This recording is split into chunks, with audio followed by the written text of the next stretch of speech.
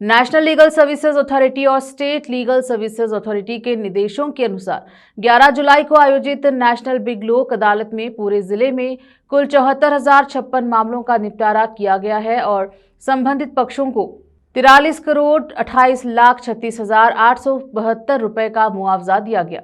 यह जानकारी principal district and sessions जज और डिस्ट्रिक्ट लीगल सर्विसेज अथॉरिटी के चेयरमैन एसबी रहमान और सीनियर सिविल जज व डिस्ट्रिक्ट लीगल सर्विसेज अथॉरिटी के मेंबर सेक्रेटरी राघवेंद्र उपाध्याय ने दी।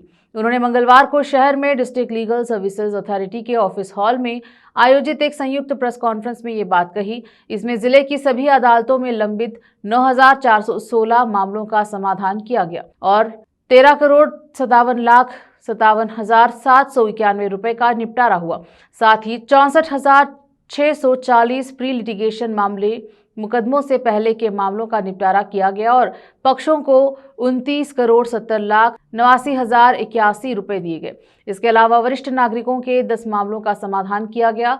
उन्होंने बताया कि प्रिंसिपल डिस्ट्रिक्ट एंड सेशंस जज की अदालतों में 92,000 रुपए मूल्य के मामलों का निपटारा किया गया। 18 जुलाई को एनआई एक्ट के मामलों के लिए एक विशेष लोक अदालत आयोजित की गई है, इसीलिए बड़ी संख्या में लोगों को इसका लाभ उठाना चाहिए। इस मौके पर अथॉरिटी के कर्मचारी जिनमें जगदीश्वरा डोरे, आकाश सज्जन और अन्य स्टाफ सदस्य शामिल थे।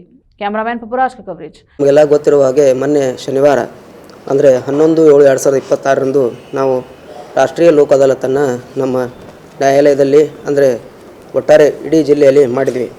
ಅದರಲ್ಲಿ ಈ ಬಾರಿಯ ಲೋಕ ಅದಾಲತ್ನಲ್ಲಿ ಒಟ್ಟು 74,056 ಪ್ರಕರಣಗಳು ಇತ್ಯರ್ಥಗೊಂಡಿವೆ. ಅದರಲ್ಲಿ ನಮ್ಮ ನ್ಯಾಯಾಲಯದಲ್ಲಿ ಪೆಂಡಿಂಗ್ ಇದ್ದಂಥ ಪ್ರಕರಣಗಳು 9,416 ಮತ್ತು ಇನ್ನುಳಿದಂತೆ ಪ್ರೀ ಲಿಟಿಗೇಷನ್ ಅಂದರೆ ವ್ಯಾಜ್ಯ ಪೂರ್ವ ಪ್ರಕರಣಗಳು ಯಾವ ನ್ಯಾಯಾಲಯಕ್ಕೆ ಬರಬಹುದಾದಂಥ ಪ್ರಕರಣಗಳಿದ್ವೋ ಅಂತಹ ಪ್ರಕರಣಗಳನ್ನು ಕೂಡ ಇತ್ಯರ್ಥಪಡಿಸಲಾಗಿದೆ. ಇದರಲ್ಲಿ ಒಟ್ಟು ಕಕ್ಷಿದಾರರಿಗೆ ಪರಿಹಾರದ ಮೊತ್ತ 43,28,36,872 ರೂಪಾಯಿ ಪರಿಹಾರ ಸಿಕ್ಕಿದೆ. ಈ ಒಂದು ಲೋಕ ಅದಾಲತ್ನ ವಿಶೇಷ ಅಂದರೆ ಜಿಲ್ಲೆಯಾದ್ಯಂತ ವೈವಾಹಿಕ ವ್ಯಾಜ್ಯಗಳನ್ನು ಇತ್ಯರ್ಥಪಡಿಸಿದ್ದೀವಿ.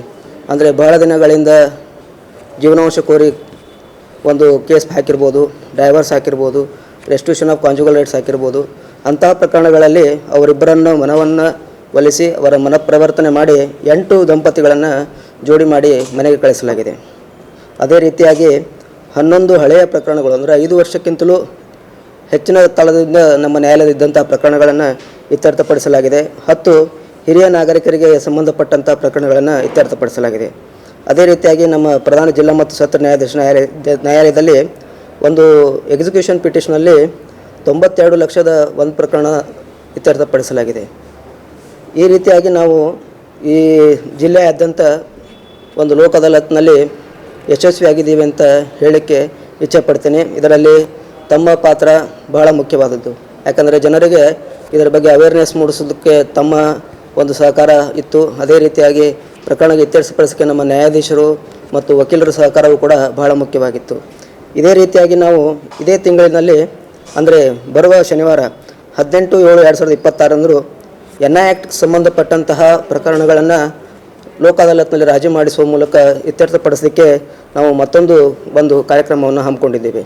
ಅದರ ಬಗ್ಗೆಯೂ ಕೂಡ ತಾವು ಹೆಚ್ಚಿನ ಪ್ರಚಾರವನ್ನು ಕೊಟ್ಟು ಅದನ್ನು ಕೂಡ ಯಶಸ್ವಿಗೊಳಿಸಲಿಕ್ಕೆ ಸಹಕಾರ ಮಾಡ್ತೀರಂತ ನಾನು ಹೇಳಿ ಒಂದೆರಡು ಮಾತುಗಳನ್ನು ಮುಗಿಸ್ತೀನಿ. ಈಗ ಸಾಹೇಬರು ಒಂದೆರಡು ನ್ಯಾಯಾಲಯಗಳಲ್ಲಿ ಪೆಂಡಿಂಗ್ ಇರುವಂಥ ಪ್ರಕರಣಗಳು ಆದಷ್ಟು ಶೀಘ್ರವಾಗಿ ಇತ್ಯರ್ಥಗೊಳ್ಳಬೇಕು.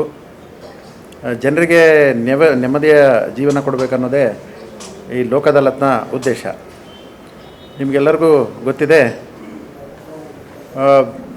ಸಾಮಾನ್ಯವಾಗಿ ನಮ್ಮ ಇಂಥ ಲೋಕ ಅದಾಲತ್ ರಾಷ್ಟ್ರೀಯ ಲೋಕ ಅದಾಲತ್ಗಳಲ್ಲಿ ನಾವು ಕೇವಲ ಪೆಂಡಿಂಗ್ ಇರುವಂಥ ಪ್ರಕರಣಗಳಲ್ಲೇ ಅಲ್ಲ, ವ್ಯಾಜ್ಯ ಪೂರ್ವ ಪ್ರಕರಣ ಅಂತ ನಮ್ಮ ಸ್ನೇಹಿತರು ಹೇಳಿದ್ರು. ಏನಂತಂದರೆ ಇನ್ನೇನು ಅಂಥ ಪ್ರಕರಣಗಳು ನ್ಯಾಯಾಲಯಕ್ಕೆ ಬರುವ ತಯಾರಿಲಿರ್ತವೆ ಅಂಥ ಪ್ರಕರಣಗಳಿಗೂ ಆದ್ಯತೆ ಕೊಟ್ಟಿದ್ದೀವಿ. ಆದ್ಯತೆ ಕೊಟ್ಟು ಸಾಕಷ್ಟು ಸಂಖ್ಯೆಯಲ್ಲಿ ಅಂಥ ಪ್ರಕರಣಗಳನ್ನು ಇತ್ಯರ್ಥ ಮಾಡಿದ್ದೀವಿ.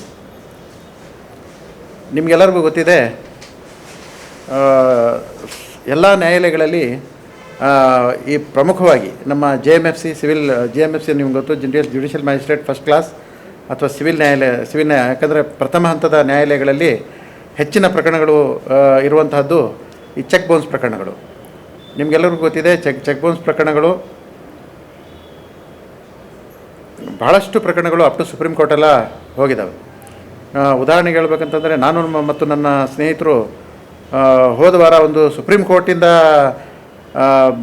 ನಮಗೆ ಕಳಿಸಿದ್ದಂಥ ಪ್ರಕರಣ, ರಾಜಿ ಸಂಧಾನಕ್ಕಾಗಿ ಕಳಿಸಿದ್ದ ಪ್ರಕರಣ, ನಾವಿಬ್ಬರು, ನಾನು ಮತ್ತು ನನ್ನ ಸ್ನೇಹಿತರು ಕೂತ್ಕೊಂಡು ಅದನ್ನು ರಾಜಿ ಮಾಡಿದ್ವಿ. ನಿಮಗೆಲ್ಲರಿಗೂ ಗೊತ್ತಿರ್ಬೋದು, 1,60,000 ರೂಪಾಯಿ ಚೆಕ್. ಇಬ್ಬರು ಸ್ನೇಹಿತರು ಅದನ್ನು ಬರೀ 1,60,000 ಚೆಕ್ಗೋಸ್ಕರ ಅವರು ಅಪ್ ಟು ಸುಪ್ರೀಂ ಕೋರ್ಟ್ವರೆಗೂ ಫೈಟ್ ಮಾಡಿದರು. ಸಿವಿಲ್ ಜಡ್ಜ್ ನ್ಯಾಯಾಲಯದಿಂದ ಜಿಲ್ಲಾ ನ್ಯಾಯಾಲಯದಿಂದ ಮಾನ್ಯ ಉಚ್ಚ ನ್ಯಾಯಾಲಯದಿಂದ ಸರ್ವೋಚ್ಚ ನ್ಯಾಯಾಲಯದವರೆಗೂ ಹೋಗಿದ್ದರು. ಸಮಾಧಾನ ಸಮಾರೋಹ ಅಂತ ಹೇಳ್ಬಿಟ್ಟು ನಿಮಗೆಲ್ಲರಿಗೂ ನಾವು ಹೇಳಿದ್ವಿ.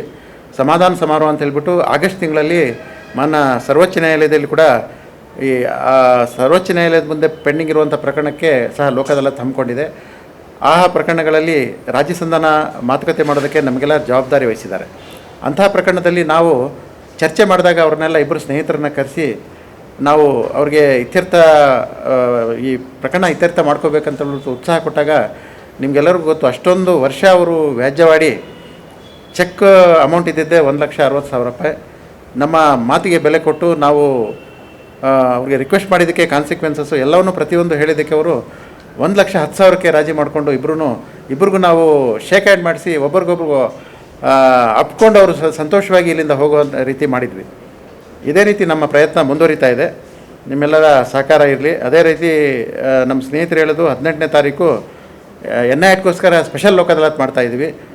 ನಿಮಗೆಲ್ಲರಿಗೂ ಗೊತ್ತಿದೆ, ಎಲ್ಲರಿಗೂ ಸಣ್ಣ ಪುಟ್ಟ ತೊಂದರೆಗಳಿರ್ತವೆ, ಸಾಲ ತೊಗೊಂಡಿರ್ತಾರೆ ಅಥವಾ ಬೇರೆ ಫ್ರೆಂಡ್ಸ್ಗೆ ಸಾಲ ಕೊಡಿಸಿರ್ತಾರೆ, ಅವ್ರು ಕೊಡಲಿಲ್ಲ ಅಂದರೆ ಇವ್ರು ಚೆಕ್ ಕೊಟ್ಟಿರ್ತಾರೆ.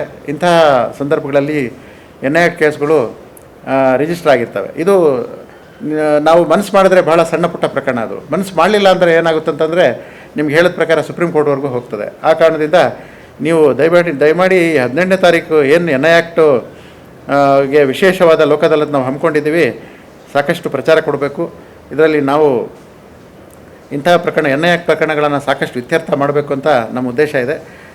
ಇದಕ್ಕೆಲ್ಲ ನಿಮ್ಮೆಲ್ಲರ ಸಹಕಾರ ಅದಕ್ಕೆ ಅಗತ್ಯ ಇದೆ. ಸಾಕಷ್ಟು ಪ್ರಚಾರ ಮಾಡಬೇಕಂತ ಕೇಳ್ಕೊಳ್ತಾ ಇದ್ದೀನಿ. ಹಿಂದೆ ಆದಂತಹ ರಾಷ್ಟ್ರೀಯ ಲೋಕ ಅದಾಲತ್ ಸಕ್ಸಸ್ಗೆ ನಿಮ್ಮೆಲ್ಲರ ಪಾತ್ರ ಕೂಡ ಇದೆ.